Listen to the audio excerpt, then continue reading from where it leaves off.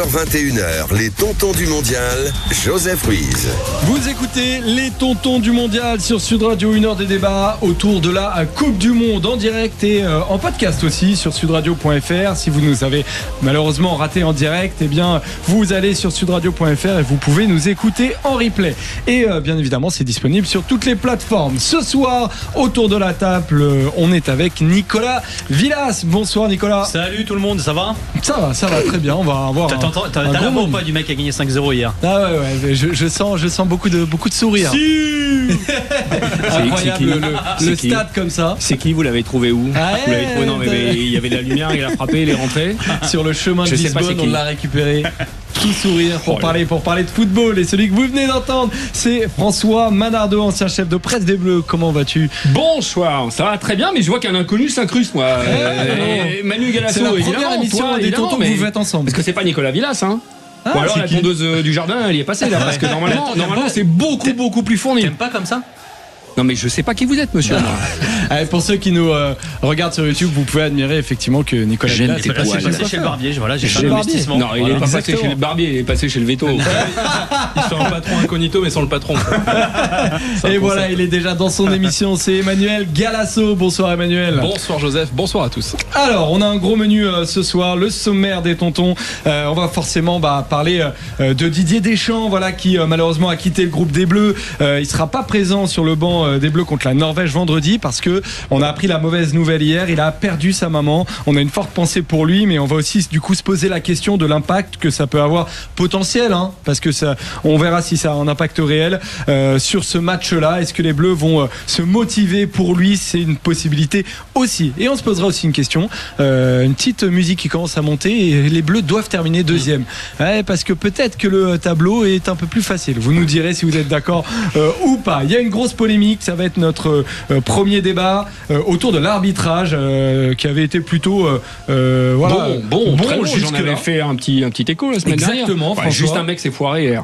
Mais voilà, bien, on va voir dans les grandes largeurs. Hein. Voilà, donc il y a eu un pénalty oublié pour les Ghanéens, notamment contre l'Angleterre. Et la question se pose, est-ce que les grandes nations sont avantagées pour l'arbitrage ? Et on terminera avec le pénalty d'Emmanuel Galasso ce soir. Manu, ça va être un coup de gueule. Ouais, coup de gueule sur cette Coupe du Monde qui est la Coupe du Monde des buteurs. Un peu trop, je trouve qu'on met un petit peu trop en avant les buteurs, les stats et autres, et je vais mettre un petit moment d'humeur. Je pense que je vais être un petit peu en colère. Là je suis calme, mais ça va monter d'ici là. J'aime beaucoup, j'ai envie d'y être tout de suite, mais ce sera qu'à 20h45 du coup. À tout à l'heure mon cher Manu, mais entre les deux... Ouais, je reste là, je suis dans le coin si ça te va. On va t'énerver encore un peu plus, tu vas voir. Il va finir avec une voix aiguë à 45, plus personne ne voudra l'écouter. Allez, vous avez le sommaire des tontons du mondial sur Sud Radio, c'est parti. Les tontons du mondial. L'échauffement. Alors, comme vous le savez, on s'échauffe pour démarrer l'émission. On fait un tour du monde de l'actualité du mondial et on va démarrer en revenant avec Nicolas Villas sur la victoire du Portugal 5-0 contre l'Ouzbékistan, doublé de CR7 les amis. Et il est le premier joueur à avoir marqué sur 6 Coupes du Monde. Qu'est-ce que tu retiens parce qu'il y avait un adversaire, l'Ouzbékistan peut-être pas exceptionnel, mais si t'as le sourire, c'est pas pour rien, Nico. Non, l'adversaire n'est pas exceptionnel, mais bon, au moins ils font le taf. Ce qui n'avait pas forcément été le cas face à la RDC. Je retiens le doublé de Ronaldo, bien sûr. Je retiens son comportement sur le terrain.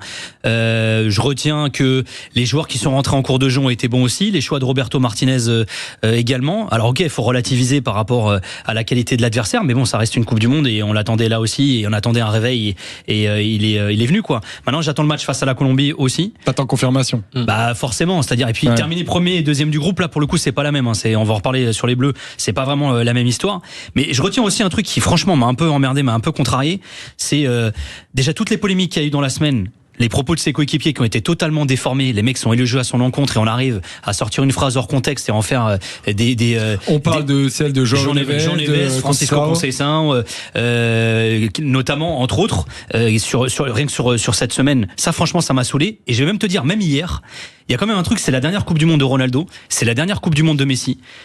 Messi est beaucoup mieux lancé que Ronaldo, c'est pas le débat ni rien, mais je sais pas, qui font un peu de profiter des deux quoi. Profitons de la dernière Coupe du Monde et arrêtons sans cesse de les opposer. C'est-à-dire qu'hier Ronaldo, il sort, il se tape son doublé. Déjà le mec était frustré par le premier match, il l'a dit lui-même. Cette semaine a été éprouvante pour moi, c'est rare qu'il dise ça. Et le mec, à chaque fois qu'il y a une question, c'est Messi et il était énervé après le match. Les journalistes lui posaient la question à Messi.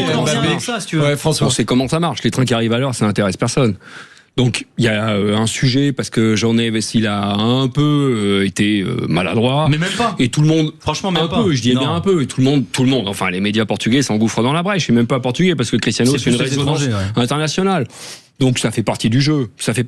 Et pour le coup, il n'y a pas que Messi. J'ai l'impression qu'il se prend aussi une pression des Mbappé, des Haaland et autres. Tous les scoreurs sont là. Et c'est vrai que lui, il est attendu. Pour l'instant, il n'était pas monté dans le wagon. Il montait hier. Mais je pense qu'en plus de la pression de Messi habituelle, il y a aussi la nouvelle génération. Il se sent pris par sa génération et celle qui arrive derrière. Ça doit pas le.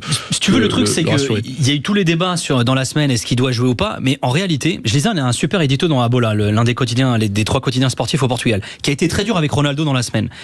Et il y a Rui Pedro Soares, qui est un ancien président de club de Liga portugaise. Il disait, mais en réalité, les Portugais ne sont pas divisés sur le fait de savoir si Ronaldo doit être dans l'équipe. Tout le monde est d'accord. La question, c'est où est-ce qu'il joue, comment l'équipe s'articule si jamais il joue, et combien de temps il joue. Et l'un des trucs qui m'a contrarié hier, c'est tu gagnes 5-0, le mec il a 41 ans, il est ovationné à chaque fois qu'il touche le ballon, mais je sais pas, à un moment, fais-lui un kiff, fais-le sortir un quart d'heure de la fin et teste autre chose. Mais Gonzalo Ramos en pointe au moins pendant un quart d'heure. Fait notamment pour Mbappé. Mais c'est fou. Et à la fin, Martinez, on lui dit, mais pourquoi vous le faites pas tourner?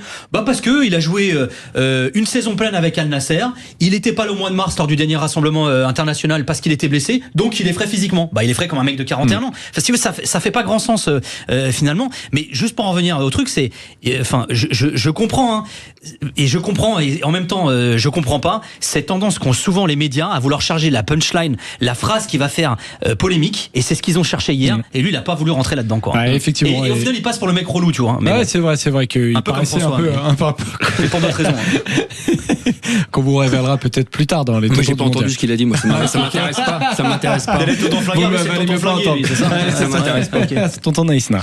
C'est comme ça qu'on l'a appelé dès le début. C'est moi qui me suis baptisé comme ça. Exactement. Forcément, moi, j'aurais pas. Dieu. J'aurais pas tiré une balle dans le pied. Tonton copie. Tonton photocopie. On enchaîne. Manu, ce qui t'a marqué, c'est notamment une phrase. C'est celle de Lionel Messi. Alors, on rappelle, 39 ans. D'ailleurs, aujourd'hui, c'est son anniversaire. Bon petit joueur, lui, d'ailleurs. Ouais, pas mauvais.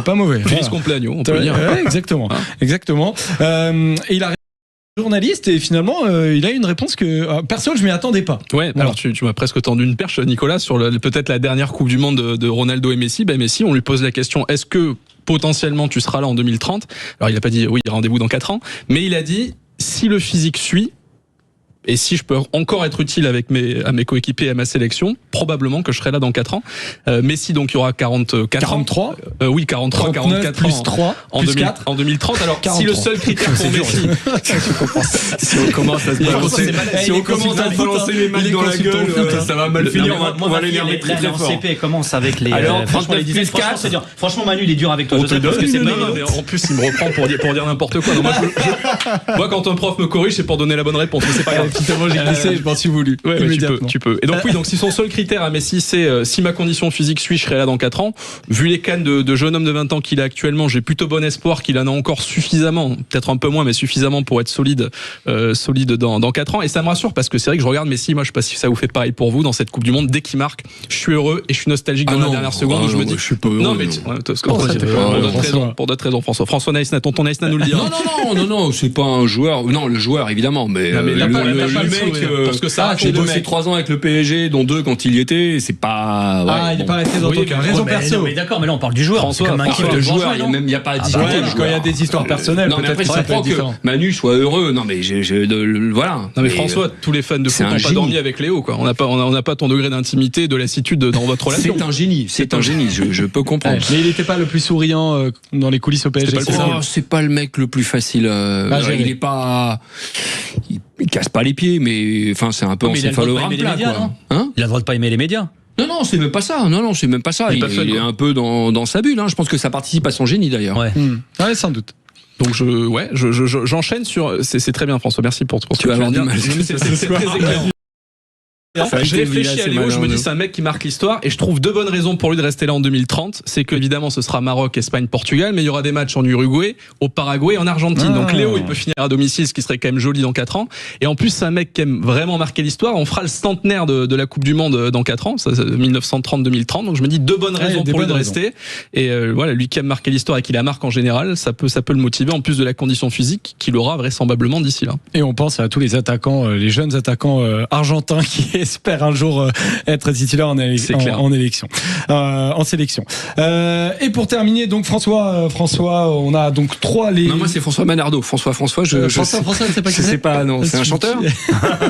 Il est chaud là, François. J'aime bien. Non, mais j'aime bien. Alors, ce soir, il y a plusieurs matchs. Donc, les derniers matchs de poule. Il y a Suisse-Canada et Bosnie-Qatar à 21h. Écosse-Brésil, Maroc-Haïti à minuit. Et Afrique du Sud, Corée du Sud. Et République tchèque, Mexique. Ça, c'est à 3h du matin pour les plus courageux. On rappelle que dans ces poules-là, il y a les 4 premiers qui sont qualifiés, les 4 deuxièmes évidemment aussi. Et qu'il y a les 8 meilleurs troisièmes. Et toi, quand tu regardes ça, tu te dis attention aux petits arrangements. En gros, c'est ça? Non, moi, alors, vous allez bien m'écouter tous les deux. Vous m'interrompez pas, sinon ça va mal se terminer, d'accord? On se calque sur moi, ça veut dire que j'ai le droit de non, parce que je suis plus ancien. Alors, on est tous d'accord sur le fait que dans le sport, il n'y a pas 2 secondes, je te connais, je te vois venir. C'est le mérite. Le mérite, c'est quelque chose qui ne se discute pas dans le monde du sport, et je trouve que la FIFA, sur 2 sujets, premièrement, on n'a plus le goal average général, on va avoir le goal average particulier. Et il veut pas qu'on le coupe. Hein. La Corée du Sud, qui est 2e, ce soir, si la logique, elle bat l'Afrique du Sud et que le Mexique se prend les pieds dans le tapis contre la République tchèque, la Corée du Sud peut rattraper avec un goal average conséquent la position du Mexique. On aurait 2 équipes à parité dans le même groupe, sauf que la FIFA a décidé pour la première fois sur cette édition de prendre le goal average particulier. Vous vous souvenez tous du résultat Mexique-Corée du Sud? Tu vas devoir nous aider. 1-0 pour le Mexique. 1-0 pour le Mexique. Ça veut dire qu'en termes de mérite, la Corée du Sud pourrait en avoir un peu plus que le Mexique, en ayant marqué plus de buts, par exemple, et pourtant finir à la 2e place, parce que on va décider de ne retenir que le résultat du match entre le Mexique et la Corée du Sud. Il y a encore d'autres équipes comme ça dans d'autres groupes. Je vais pas tous vous les faire. Le 2e sujet, et alors là, je trouve que c'est vraiment le plus grave. L'Écosse va jouer contre le Brésil à minuit, et en même temps, on va avoir le Maroc qui va jouer contre Haïti. Alors, on va se mettre à l'heure américaine. Ça va être minuit en France, mais en fait, on va jouer mercredi après-midi aux États-Unis. Si l'Écosse perd contre le Brésil, ce qui est à peu près logique, eh bien l'Écosse n'est pas éliminée, puisque actuellement elle fait partie des 8 meilleurs 3e qualifiés donc pour la suite de la compétition. Donc si l'Écosse est qualifiée, elle va devoir attendre jusqu'à samedi soir, on est mercredi, 4 jours pour savoir si elle continue la compétition. Et si elle rentre. Parce que ce soir, elle est dans les meilleurs 3e. Il va y avoir les 3e matchs qui vont tous se jouer simultanément jusqu'à samedi soir, heure américaine. C'est-à-dire que, et moi, pour l'avoir vécu, vous restez cloîtré dans un hôtel, vous faites des séances d'entraînement, vous faites quand même bien chier, parce que c'est en sélection, vous restez cloîtré. C'est contrariant là-dedans, je comprends pas. Mais c'est pas normal. Oui, mais c'est pas normal qu'une équipe ils connaissent le règlement avant d'y aller, non? Mais le règlement, ils sont qualifiés.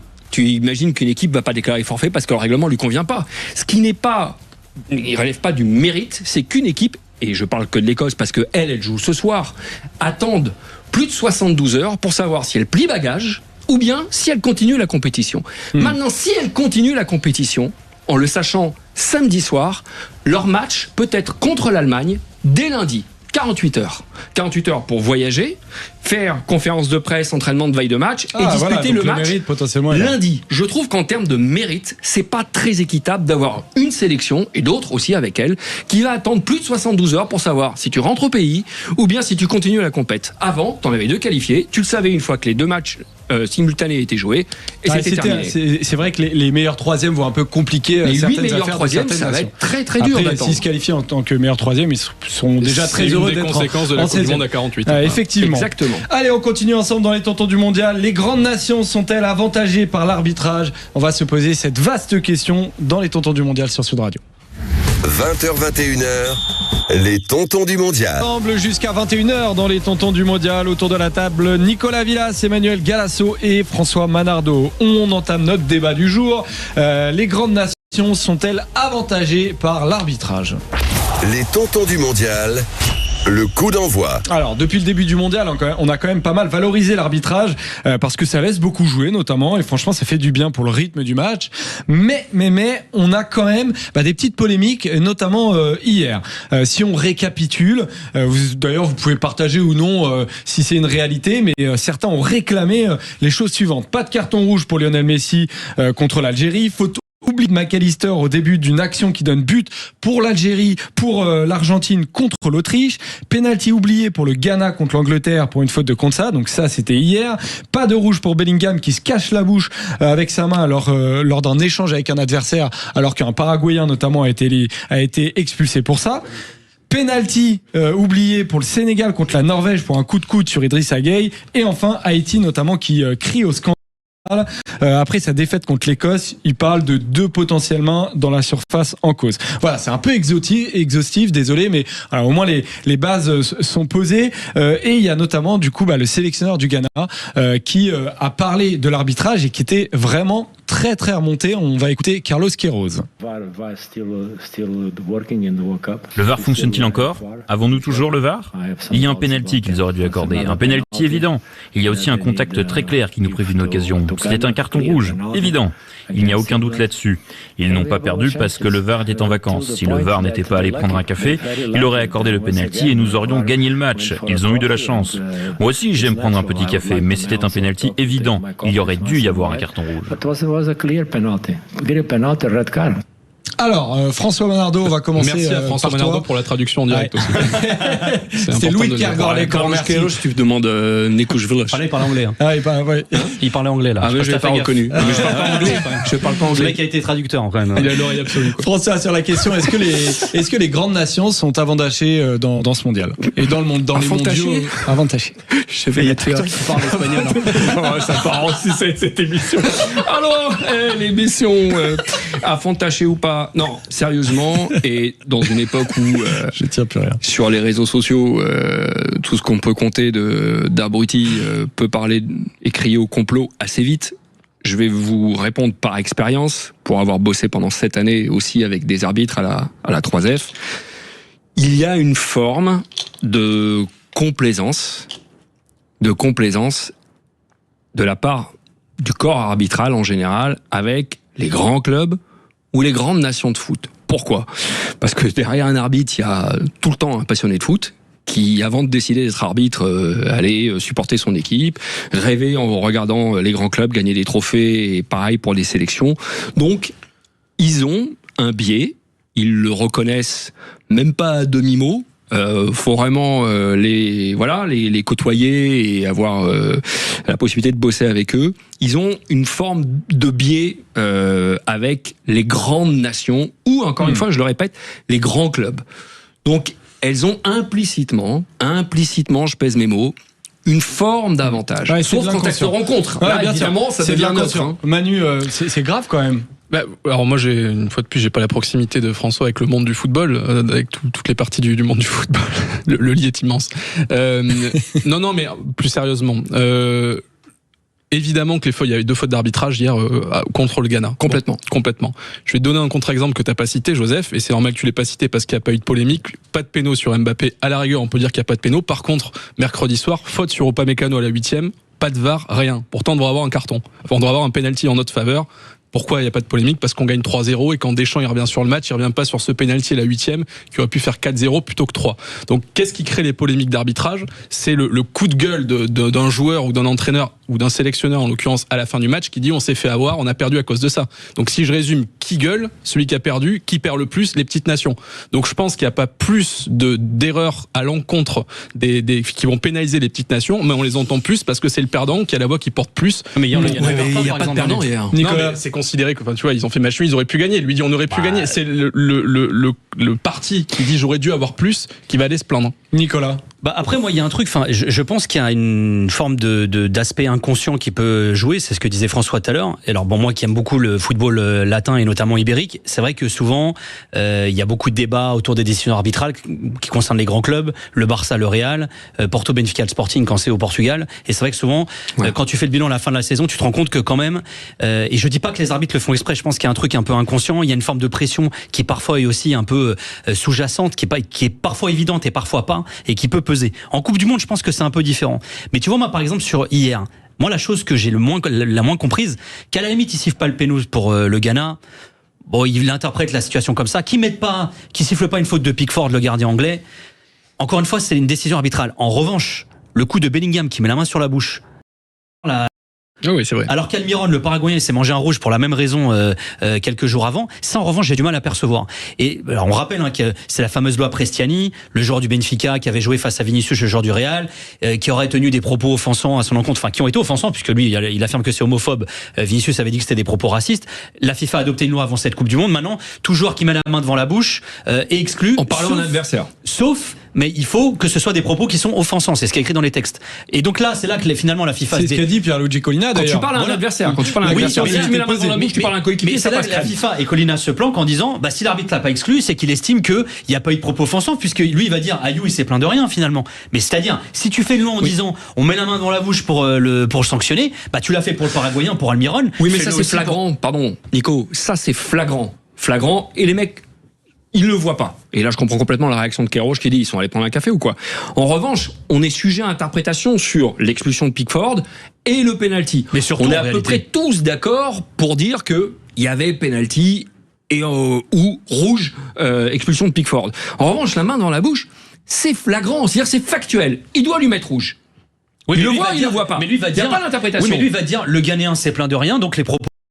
Je pense que c'est ça la ligne de défense de la FIFA, puisque le Collina et Joseph le rappelait, il a bien précisé dans le texte, on précise bien que il faut que ce soit des propos offensants. Mais d'ailleurs, le texte en lui-même, il est complètement débile. Si le mec il cache sa bouche, on sait pas ce qu'il a dit, on sait pas ce que Prestiani a dit à Vinicius. Donc on se fie en fait au comportement de celui à qui il parle. Donc maintenant c'est un mec qui a pas, j'ai envie de te dire, Ayou, t'aurais dû la jouer en mode oh là là, mon Dieu, comme l'a fait le joueur turc, bien sûr. Parce que lui, pour le coup, il était un peu, pour reprendre l'accent de tout à l'heure, il a cafeté. Ah oui.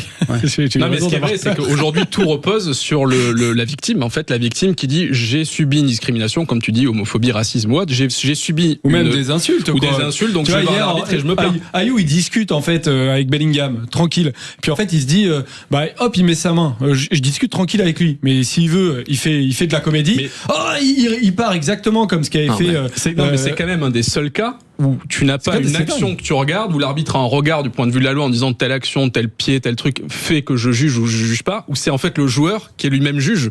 C'est-à-dire que c'est lui qui est à l'origine de ce qui peut déclencher la loi. Totalement. Et c'est dire à quel point la nouvelle règle, parce qu'on a dévié entre le favoritisme, elle est abjecte. Elle est abjecte. Moi, je trouve quelque part justice. Que heureusement, Ayou a quand même un peu d'éducation, qu'il soit pas allé voir le central pour dire, c'est la fin du match. La rencontre est terminée pour dire, Bellingham il met la main devant la bouche, rouge. Bah ouais, c'est ça. Alors on a posé la question sur nos réseaux sociaux, sur notre page YouTube Sud Radio, et on a posé la question, est-ce que les grosses nations sont favorisées par l'arbitrage? C'est oui à 80%. Il y a une forme quand même, c'est un truc qui pousse au dégoût. Mais quand sur ce qu'on vient de se dire là, des spectateurs et des amoureux du foot. On élargit la focale, comme disent les photographes. Si personne d'autre en soi. Ouais, c'est vrai, il y a des amateurs de la photographie, pas professionnels. Non, mais est-ce qu'on peut faire de ce match-là, j'ai compris la vanne, mais c'est bon, une généralité pour dire les grandes nations sont vraiment avantagées? C'est juste ça, parce que c'est la question qu'on nous pose. Moi, je peux pas partir du principe qu'il y a eu un arbitrage contestable. Est-ce qu'on en fait une généralité? Moi, je dis que non. Moi, pendant des années, moi qui suis fan de la sélection portugaise, pendant des années, alors moi je suis la génération 90 qui est la génération de la loose au Portugal, et la première vraie belle génération c'est celle de 2000, Euro 2000, France-Portugal en demi-finale, main d'Abel Xavier dans la surface, l'arbitre siffle penalty, but en or de Zidane, plié, c'est terminé, le match se termine comme ça. Et pour en avoir souvent reparlé avec Abel Xavier, le latéral du Portugal à l'époque, je dis mais la main elle est quand même évidente, pourquoi vous gueulez au fait à ce moment-là, c'est quoi? Et lui il dit mais moi je dis pas qu'il y a pas main. Moi, j'ai un sentiment d'injustice parce que j'aurais toujours ce doute de savoir. Et si ça avait été l'inverse, est-ce que l'arbitre aurait sifflé? Est-ce que si ça avait été un joueur français, la grande France championne du monde? Non, mais je te dis pas qu'il a raison, François. Je te dis que ça rejoint un petit peu. Excusez-moi, Monsieur Malardo, d'avoir des arguments. Non, Monsieur Malardo, Monsieur, c'est très bien. Continue. Vous n'avez pas le monopole des carnets d'adresse, Monsieur Malardo. Allez, on continue dans les tontons du mondial et on va parler notamment de l'équipe de France. Est-ce que on va parler de ce France-Norvège notamment qui va se dérouler sans Didier. Tour dans les tontons du mondial avec Nicolas Villas, Emmanuel Galasso et François Manardo encore jusqu'à 21h ensemble. Et on va parler de l'équipe de France et notamment de ce match France-Norvège qui arrive. Ce sera vendredi à 21h et il va se dérouler sans le sélectionneur des Bleus sur le banc. Ce sera Guy Stéphane. Pourquoi? Parce que Didier Deschamps a perdu sa maman. Il a donc quitté les États-Unis pour rentrer en France et donc ce match décisif va se dérouler sans lui sur le banc, à savoir quel sera l'impact de son absence. C'est parti. Les tontons du mondial, la pause fraîcheur. Alors Nico, du coup Didier Deschamps a quitté les États-Unis. Il n'a pas pu faire les entraînements aujourd'hui ni demain. Quel impact ça peut avoir selon toi sur la perf des Bleus ? Moi, je pense que ça peut avoir un impact positif dans le sens où il peut y avoir une forme d'élan de solidarité à l'encontre des Didier Deschamps. Et je vais dire un truc, moi je trouve que ce que fait Didier Deschamps est totalement naturel et ça me rassure avec l'industrie du foot quelque part. C'est-à-dire re-rentrer dans la polémique. Il y a eu des débats là ces derniers jours parce que Doku voulait assister à l'accouchement de son enfant. On peut le dire, c'est notamment France Piron qui est journaliste à l'équipe du choc. L'équipe de choc à qui d'ailleurs on peut adresser une pensée parce que ça doit être difficile en ce moment, même si on partage ou non l'avis d'ailleurs. Bien sûr, mais après elle a mis une pièce dans la machine, d'autres derrière ont renchéri, etc. Ostigard, le joueur norvégien, pareil, a fait la même chose. Alors lui, il l'a fait à distance en visio. Mais finalement, il y a une forme de réhumanisation, j'ai envie de dire, du foot. Et alors attention, faut pas oublier tous les délires qui sont passés avant la Coupe du Monde, qui continuent de se passer, le traitement des joueurs iraniens, l'histoire des visas, etc. On n'oublie pas pour autant. Mais je trouve que le fait que finalement Deschamps fasse ce qu'il fait, ce qui est totalement naturel encore une fois, mais Didier Deschamps, c'est un fils aussi. Voilà, il est sélectionneur de l'équipe de France, mais avant d'être sélectionneur, et c'est un homme, c'est un fils qui va dire adieu à sa maman, comme Doku a été dire bonjour et bienvenue à ses enfants. Et je trouve que il y a un truc très humain là-dedans. Et moi, je trouve ça très touchant finalement. Et je pense que les joueurs peuvent même se dire, les gars, le coach il est pas là et faisons-le aussi pour lui quoi. Alors on sait pas ce qui se passera, très certainement il manquera, mais ils savent pourquoi il est pas là. Donc ça peut avoir un effet peut-être entraînant pour le groupe. Il paraît qu'ils étaient quand même bien touchés. Oui, ils se sont retrouvés, ils ont fait un cercle avec Didier Deschamps. Il leur a dit, et certains avaient un peu les larmes aux yeux d'ailleurs, Manu. Ils peuvent être touchés quand même émotionnellement. Après le convertir en motivation, c'est pas forcément simple non plus. C'est les échos en tout cas qui sont ressortis du vestiaire. En effet, Deschamps leur a parlé simplement avec le cœur. Il leur a dit voilà ce qui se passe. Je vais devoir vous laisser un certain temps pour cette raison-là. Et en effet, le groupe a été très touché. C'est déjà une partie de la réponse. Est-ce que ça peut souder le groupe ? Oui, parfois les émotions très positives ou dans ce cas-là très négatives, ça peut te resserrer les liens dans un groupe. Et déjà que Deschamps, on sait que ce groupe veut rendre à Deschamps ce qu'il lui a donné ces dernières années, que ce soit les cadres type Mbappé et autres, mais même les derniers qui sont là, parce que s'ils sont là, c'est que Deschamps leur a fait confiance, donc il leur doit au moins la sélection et leur présence en Coupe du Monde. Oui, un moment comme ça, où Deschamps dit, entre guillemets, les gars, je vous fais aussi suffisamment confiance pour vous laisser les clés du camion et moi je vais gérer ce que j'ai à faire et je reviens. Je trouve que c'est une preuve de confiance de la part de Deschamps. Ce que lui a déjà rendu le groupe via l'émotion et via les mots qu'ils ont pu avoir envers lui, c'est aussi lui rendre l'appareil. Donc moi, je pense que ça peut être que bénéfique. Quel rendu ça donnera sur le terrain, on aura la réponse vendredi. Mais en tout cas, dans ce que ça peut créer sur le groupe, moi, je vois que du positif. Alors, il y a Kylian Mbappé notamment qui a publié un message d'unité sur Instagram et il a parlé directement à Didier Deschamps. Toutes nos pensées vont à notre coach et à l'ensemble de sa famille. Vous n'êtes pas seul. François, c'est des mots qui sont forts quand même. Oui, en l'occurrence, on peut pas s'attendre à autre chose, vu ce qui frappe le sélectionneur. Moi, je vais refroidir peut-être, sûrement même toutes les personnes qui pensent que le foot se résume à de la tactique, à du tableau noir. Et pour répondre à la question d'impact pour le match contre la Norvège, aucun de ce côté-là. En revanche, je souscris complètement à ce que Manu et Nico ont dit. Surtout pour un match, pour le dernier match, avec un match décisif, parfois, a un goût insipide. Bon, celui-là, il va être décisif, mais ça peut en plus donner un sursaut. Je sais pas si sursaut ou regain, c'est pas les bons termes. Ce que je veux dire par là, c'est que ça peut donner un supplément d'âme, de volonté farouche d'aller en plus chercher le titre. Et voilà ce qui se passe quand on a un sélectionneur qui a de l'affection pour ses joueurs. C'est QFD. Alors effectivement, il y a un moment de solidarité. On verra si l'émotion un peu triste peut se convertir en vraie motivation sportive. Mais on a c'est Guy Stéphane d'ailleurs. Alors le grand public, peut-être qu'ils connaissent pas Guy Stéphane malgré tout. Ça fait quand même un certain nombre d'années qu'il est à la tête de l'équipe de France. Quasiment des frères, François, Didier Deschamps, Guy Stéphane. C'est un binôme parfait, oui. Ouais, c'est un binôme parfait. Ils disent souvent, il y a pas un millimètre entre nous, Manu. Oui. On va dire que Didier Deschamps ne sera pas là, mais c'est quasiment un porte-voix avec Guy Stéphane. Il y a une continuité naturelle qui va s'installer parce que les deux font tout ensemble. Stéphane, c'est aussi le penseur tacticien de Deschamps. Et il y a une telle confiance entre les deux et on peut revenir sur ce qu'on s'est dit il y a quelques secondes. Si c'était pas Stéphane, peut-être que Didier Deschamps n'aurait pas laissé non plus les clés du camion, peut-être pas. Et ce qui est sûr, c'est que les joueurs, ça, de ce point de vue-là, ça reste un repère. Faut pas bouger tous les meubles non plus. Il y a Guy Stéphane qui est une valeur sûre, qui est un papa pour eux. Donc ça va pas bouger tactiquement parce que c'est déjà en place et les derniers matchs. Heureusement, les ont rassurés. Il y a des certitudes par rapport à ça. Guy Stéphane va pas faire des folies tactiques. Il va être dans la continuité. Et dans son discours et ce qu'il va transmettre aux joueurs, oui, il va être vraiment dans la continuité de Deschamps. C'est un duo comme Blanc et Gasset pouvaient être un duo aussi. C'est vraiment des duos très forts où les deux, alors ils sont complémentaires. Et t'as le mec de l'ombre qui est le charbonneur, donc là en l'occurrence Stéphane, qui est le gars qui est là aux entraînements, qui a une vraie vision globale du tout, mais parfois peut-être son manque, ça va être sur la partie com, sur la partie avoir une vue peut-être plus d'ensemble de ce que peut être un grand manager, ce qui est le cas de Deschamps. Mais voilà, pour gérer, pour un match comme ça, pour tout mettre en place et créer les conditions qui vont mener à la victoire, oui, Stéphane a clairement tout ce qu'il faut.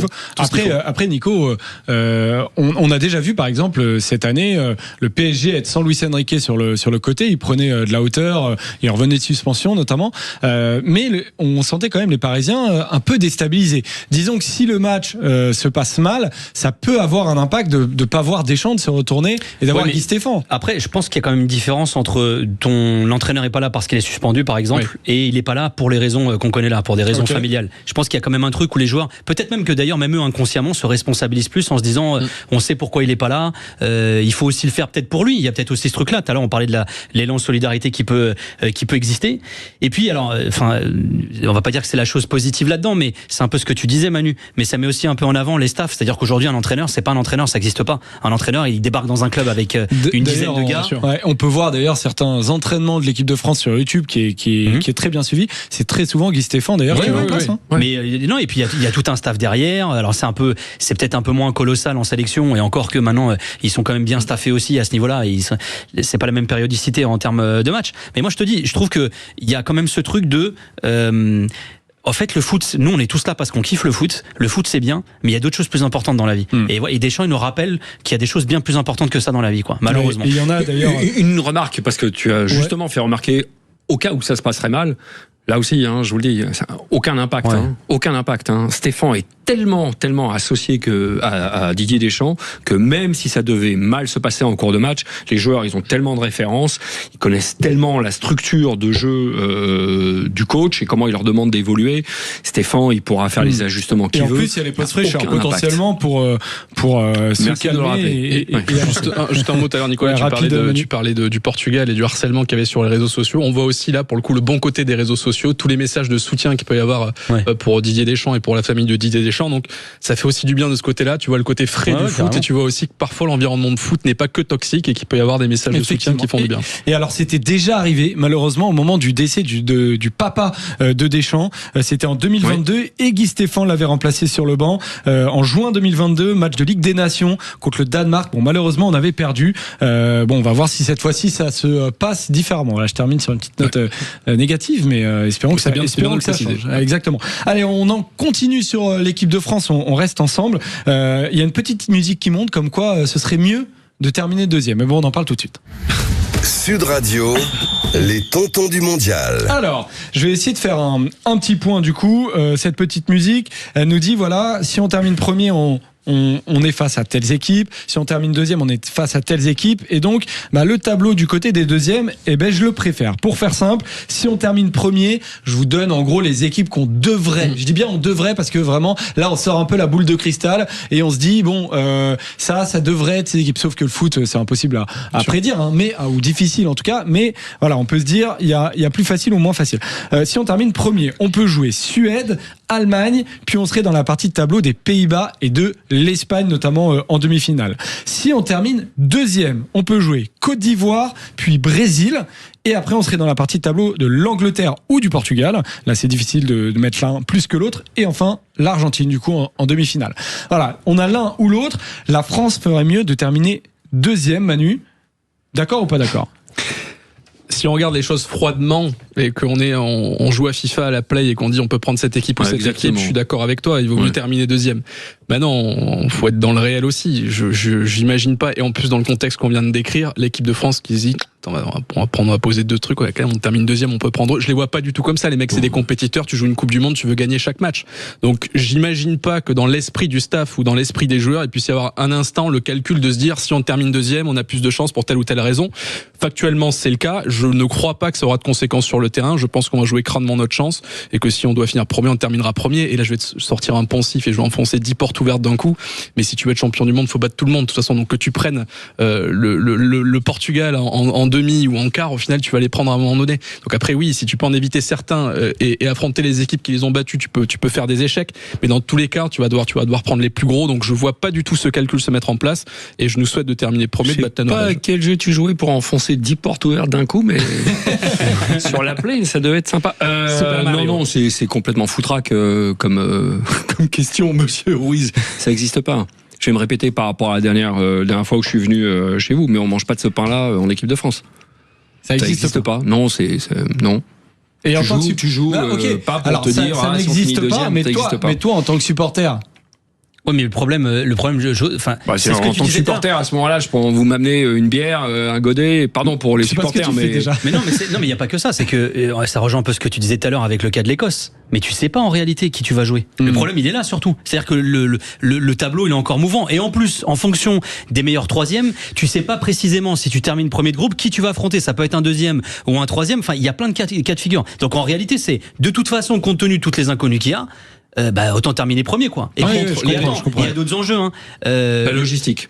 Tu restes sur la côte est tout le temps. La logistique et l'oseille. Les dotations, les sponsors et tout le tralala, c'est pas la même non plus. Non, c'est pareil, Nicolas. Non, ça joue aussi, non ? Non, quand tu passes un tour, tu prends que tu finisses premier ou deuxième ou dans les meilleurs troisièmes, c'est la même chose. C'est pas comme en Ligue des Champions. Tu passes. En Ligue des Champions, c'est pareil aussi. Quand tu sors de la phase de Ligue, temps par match nul. Ça c'est les dotations. Tu parles du résultat sec de vendredi soir. Oui, mais c'est à la c'est à la marge. Tu veux qu'on parle des comptes de la Fédé ou pas ? C'est à la marge. Mais c'est à la marge, ils s'en sont à la marge. C'est à la marge. Tu prends beaucoup. C'est-à-dire ça représente quoi pour le grand public ? C'est en millions d'euros et c'est sur un chiffre, ça doit être 2 ou 3 millions et encore autour de 2 millions d'euros par rapport au résultat. Oui. Au résultat. En revanche, non, attendez. Laissez-moi finir. En revanche, tu prends beaucoup plus. Tu prends beaucoup plus si tu passes de la phase de poule et que tu accèdes au 16e et ainsi de suite. Tu vas prendre beaucoup plus si tu fais 16e, 8e, etc. Et chez Manardo, les marges, elles sont immenses quand même. Exactement. C'est pas important. J'ai eu la chance d'aller manger chez lui. Très très bonne marge. Effectivement. Prépare des quenelles de 30 cm de large. Non, mais alors... Il mange bien. Il est pas propre à table, mais il mange bien. Il en met partout dans sa barre. Vous comprenez pourquoi il a sorti la tondeuse ?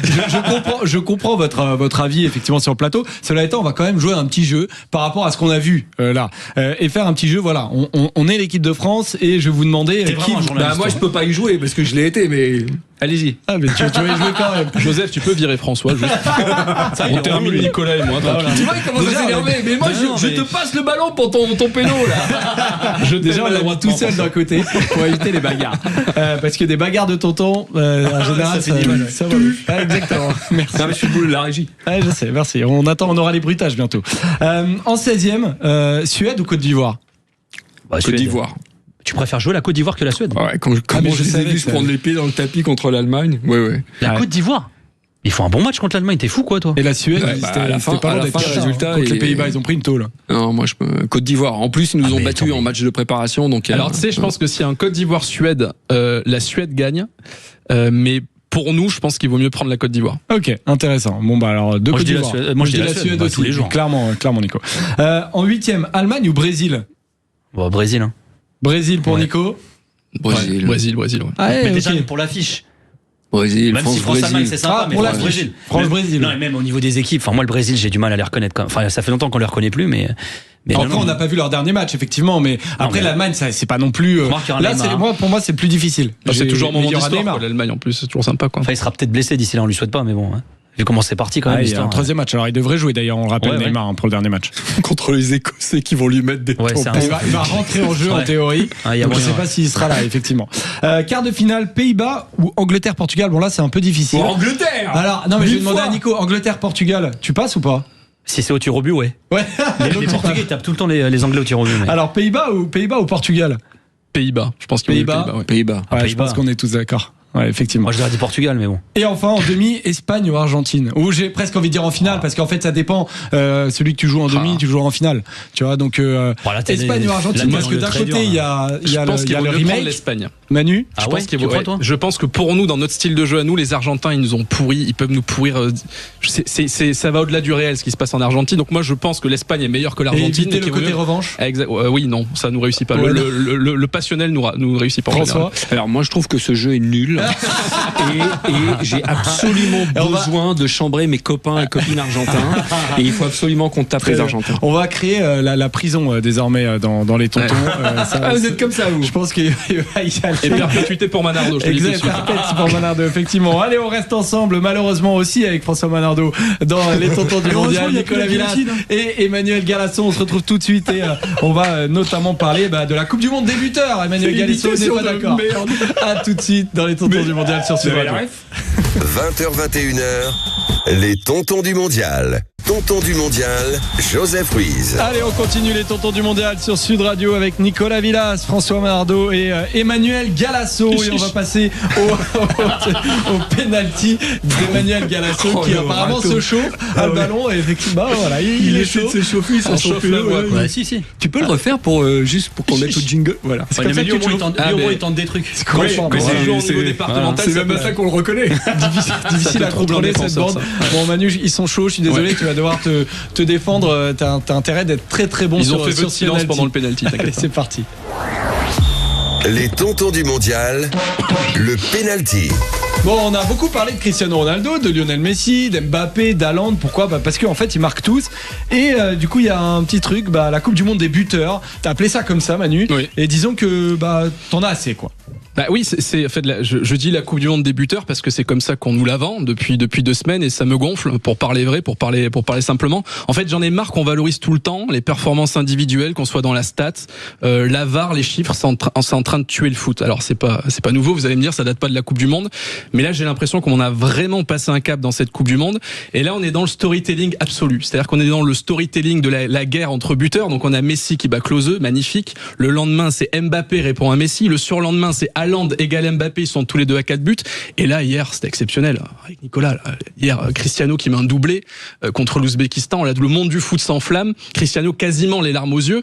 Et moi, j'avais de la peine pour lui parce que je me suis dit, mais Cricri, t'es en train de te faire avoir par le storytelling. Que tu mettes 2 buts face à l'Ouzbékistan, le grand Cristiano, il se serait replacé, il aurait montré les pecs et on se serait arrêté là. Et je trouve qu'il y a une hypocrisie par rapport à ça. C'est que pourquoi il y a autant de buteurs ? Pourquoi les buteurs mettent autant de buts ? Pourquoi il y a autant de scoreurs dans cette Coupe du Monde comparé aux Coupes du Monde d'avant?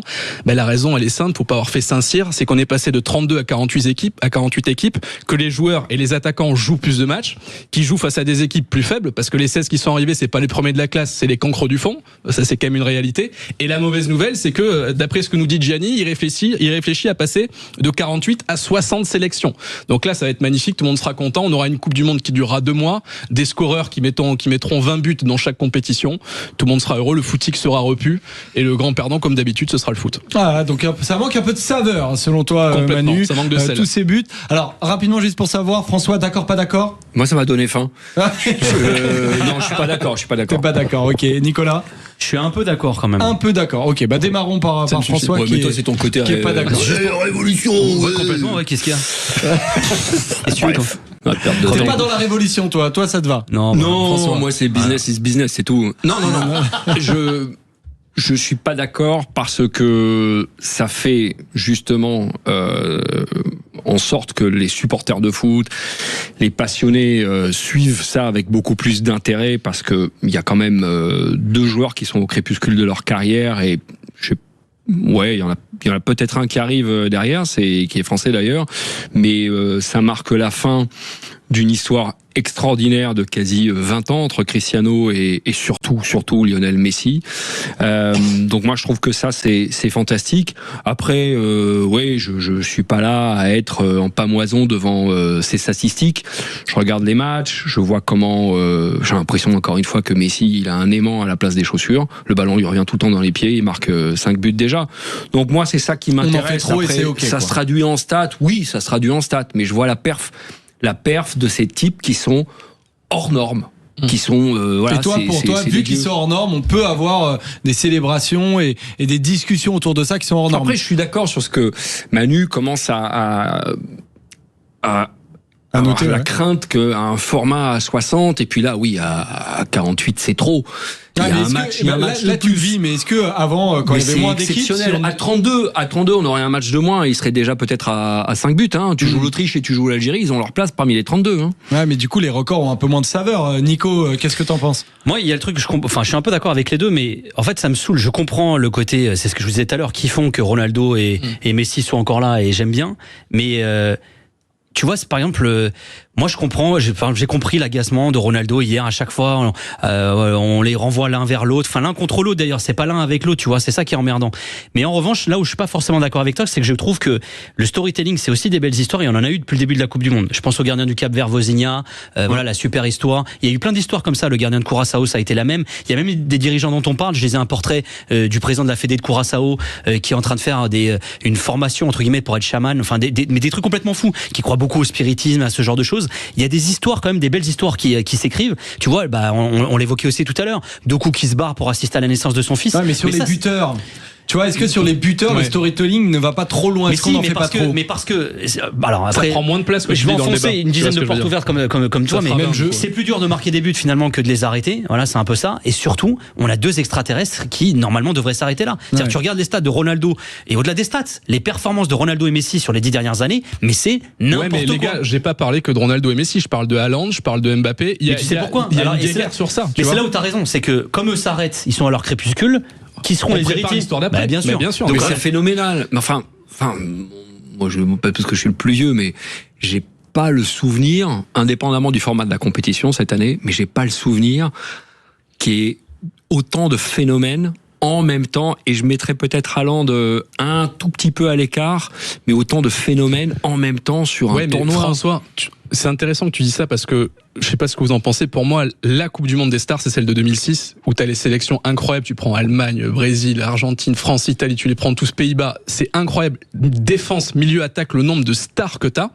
Et moi, ça me faisait beaucoup plus rêver ces Coupes du Monde-là, plutôt que les Coupes du Monde où les seuls starifiés sont les attaquants. Mais est-ce que du coup, c'est pas une question de génération? Là où aujourd'hui, on voit bien que la FIFA parle aussi aux jeunes générations, avec les réseaux sociaux, tout est amplifié. Et donc, on intéresse aussi le plus jeune que toi, oui, Manu. Mais je suis d'accord avec toi, mais moi, on n'avait pas besoin de m'intéresser avec des stats et autres. Je regardais juste la compo, j'étais déjà hypé par ce qui se passait. Là, aujourd'hui, les superstars sont les attaquants, ils sont bons. François, quoi. On a eu que 2 journées de match. On a eu trop de matchs, ok, mais on n'a que 2 journées. Oui, mais dans la manière quand tu vas commencer à rentrer dans la Coupe du Monde avec un match en plus, avec les 16e, avec élimination directe, là, tu vas assister à une autre compétition. Oui, mais François, avant même le début de la Coupe du Monde, ce que je veux dire, c'est que le statut de star, c'est le jeu. Qu'il avait, que les attaquants. Oui, alors que dans celle de 2006, pour prendre celle de 2006, t'en avais à chaque ligne. Et j'ai une mauvaise nouvelle pour toi, Manu, c'est que Neymar arrive. Et alors, si